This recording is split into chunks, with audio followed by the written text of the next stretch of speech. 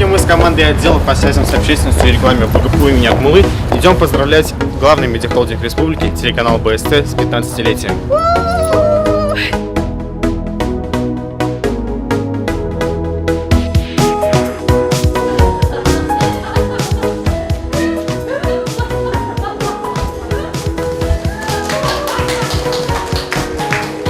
Дорогой Замат Гибатович, мы хотели от лица БГПУ имени Акмуллы вручить вам наш талисман ученого кота БГПУ.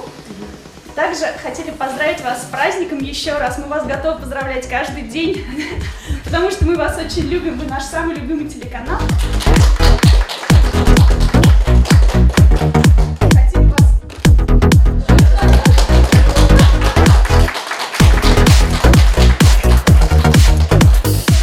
Как известно, главный медиахолдинг республики, телеканал БСТ, формирует общественное мнение в регионе. И нам приятно, что вот в этом процессе участвует и Башкирский государственный педагогический университет имени Мифтахетдина Акмуллы. Я как-то обратил внимание, что вот нет ни одной программы, наверное, БСТ, где бы не участвовали сотрудники или студенты педуниверситета.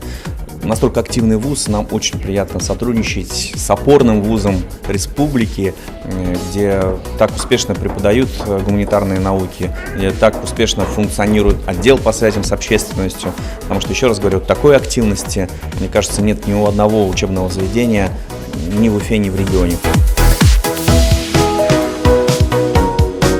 В новостях работаю много лет, как бы один из старожилов уже в этой редакции. Конечно, новости для меня это уже все, это образ жизни. И вот я всегда гордилась, приходилось, конечно, на разных съемках участвовать, там, и даже когда вот приезжали первые лица государства, и когда вот едешь, возвращаешься в редакцию с этой кассетой, это вот, конечно, вот гордость за то, что ты, именно ты сообщишь сейчас самую важную новость, не только для республики, но, может быть, даже для страны. Новости, чем нравится, это каждый день общение с какими-то новыми людьми, это новые истории. Ты, когда приезжаешь на работу с утра, ты не можешь с уверенностью сказать, где ты сегодня, допустим, например, ляжешь спать, потому что в мире все быстротечно, все меняется буквально за каких-то пару минут, и где-то, допустим, если найдем интересный сюжет, мы можем выехать за сотни километров от Уфы.